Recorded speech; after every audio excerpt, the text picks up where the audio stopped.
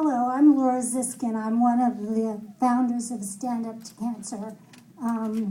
I describe myself as a pissed off patient. I'm 7 years with metastatic breast cancer. I can't tell you that my breast cancer came from cigarettes, although my parents smoked in close proximity to me until I was 15 years old, so it's possible that that is so. Stand Up to Cancer's goal, there are 12 million cancer survivors in this country. Our goal is to make everyone diagnosed with cancer a survivor. The only way that's going to happen is for us to fund innovative, collaborative, translational research. That is research that gets from the bench to the bedside, that's less toxic and more effective. We know enough about cancer to make this happen, but we have to fund it and we have to spend the money in the right way. And I know you're press, and you're not supposed to participate, but I'm going to make you participate. You may know that 1 in 2 men and 1 in 3 women will be diagnosed with cancer in their lifetime.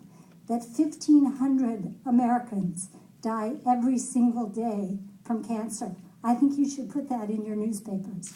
That should be a headline every day. Cancer would then become a first-tier issue in this country. So do me a favor. Would you raise your hand if you or a loved one has been touched by cancer? This tells you everything you need to know about how important this is. There's only been a 1% reduction in mortality from cancer since President Nixon declared war on cancer 40 years ago. We are at a place with the science where we can change it. This act, the CCRA, not only will it bring jobs to California, but it will make us a leader in the right kind of research that can really make a difference in the lives of pissed off patients like me. And now it's my pleasure to introduce our distinguished mayor, Mayor Billy DePlacy. Well, thank you, Lori. That very moving narrative about why it's so important for us to invest in cancer research. My mother died of cancer, and I spent 2.5 months with her in the hospital. Mother of my children had cancer as well. Cancer's hit home, and as you could see by the number of people who've raised their hands and answered that question, almost everybody has been affected by cancer one way or the other. It's a pleasure to be here to support an important cause, fighting a cure for cancer and the future of our youth. And I'd like to thank my longtime friend, Senator Parada, for championing this life-saving legislation that will save billions of dollars in smoke-related health care costs here in California. I'd like to acknowledge and thank the doctors. I come to Cedars-Sinai a lot. I've been here with Rob Klein on the stem cell research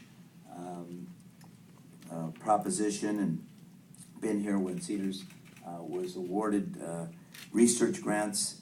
I'd like to thank Dr.